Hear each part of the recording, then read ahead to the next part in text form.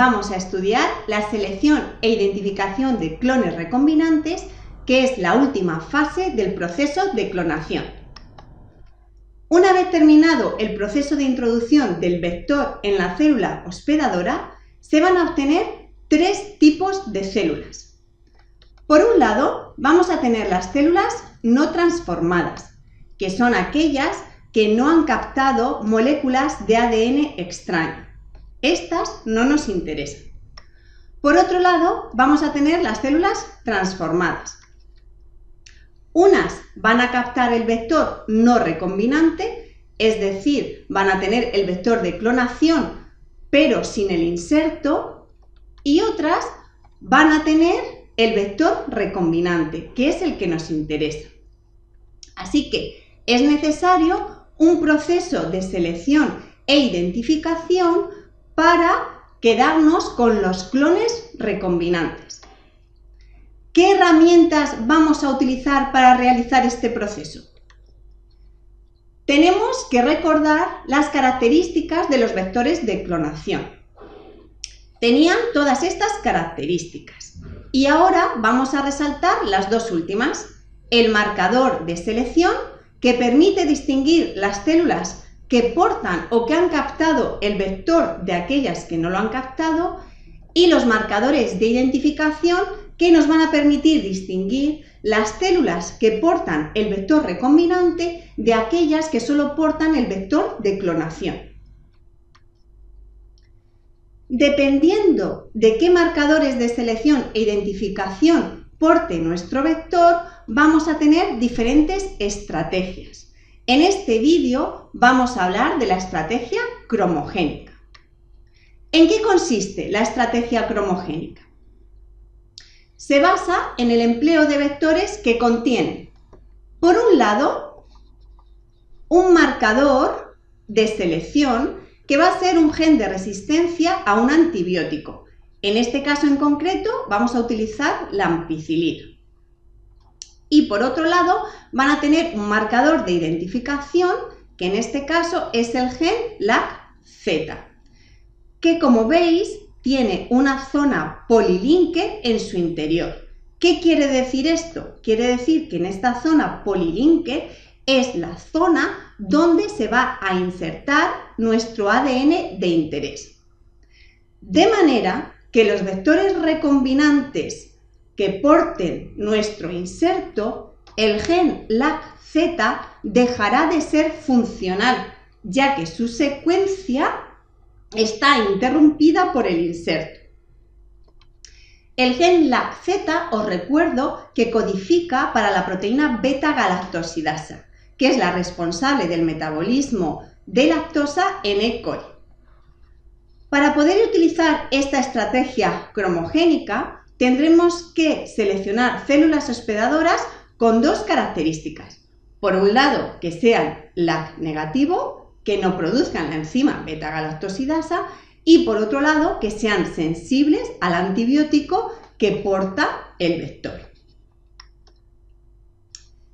Recordad que tras el proceso de ligación se va a obtener una mezcla compleja de moléculas. Unas serán los plásmidos recombinantes, aquellos que queremos identificar porque son los que nos interesan, ya que portan nuestro inserto, y otras moléculas serán plásmidos no recombinantes, es decir, el vector de clonación, que está intacto, no tiene un inserto en la zona polilinke. Esta mezcla compleja de vectores recombinantes y no recombinantes se van a someter a un proceso de transformación bacteriana en nuestra célula hospedadora. Después de este proceso, ¿cómo vamos a seleccionar e identificar los clones que portan nuestro vector recombinante? Bien, para ello tenemos que sembrar las bacterias en un medio sólido, suplementado con varias cosas. Por un lado, el antibiótico, al que confiere resistencia el vector. También tenemos que poner IPTG, que es el inductor del gen LAC-Z, en caso de que la célula lleve este gen LAC-Z, el inductor se encargará de activar el promotor, por lo tanto el gen, y se expresará la beta-galactosidasa. Y por último, el sustrato cromogénico quiere decir que dará color si este sustrato se metaboliza. En el caso de nuestro experimento vamos a usar XGAL, que si se sintetiza la enzima beta-galactosidasa va a actuar sobre este sustrato XGAL degradándolo y produciendo color azul. En el caso que no se produzca beta-galactosidasa, el sustrato XGAL queda intacto y las colonias no dan ningún color, crecen como colonias blancas. Después de la transformación bacteriana obtendremos tres tipos celulares. Por un lado, tenemos nuestra bacteria no transformada, que como veis en el dibujo no ha captado ningún ADN del medio externo. ¿Qué quiere decir eso? ¿Cómo lo vamos a ver? Si cultivamos estas bacterias en un medio con ampicilina, no se va a producir ningún crecimiento bacteriano, ya que esta bacteria es sensible a la ampicilina y como no porta el vector que le confiere resistencia a este antibiótico, la bacteria no puede crecer en este medio. Por otro lado, vamos a tener bacterias que sí se han transformado y tienen el plásmido no recombinante.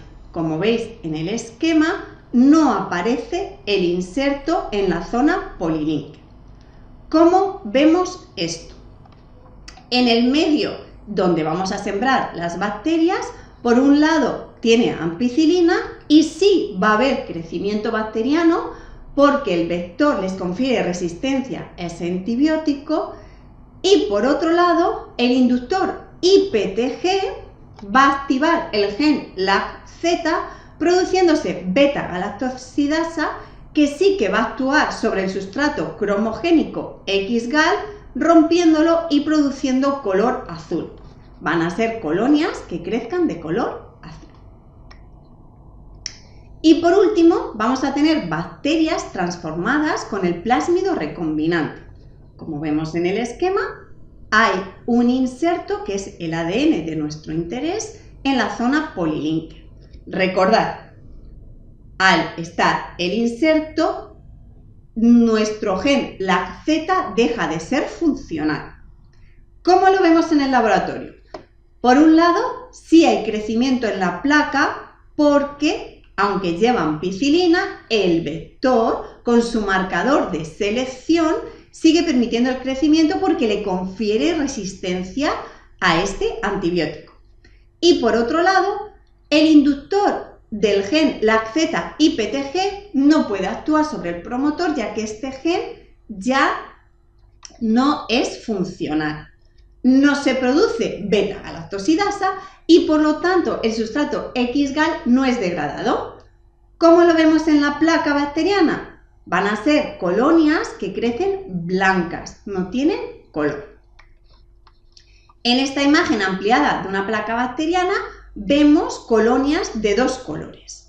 Por un lado, las colonias blancas, que son las recombinantes, las que tenemos que seleccionar, y por otro lado, las colonias azules, que son recombinantes, pero con un vector de clonación que no nos interesa y crecen de color azul.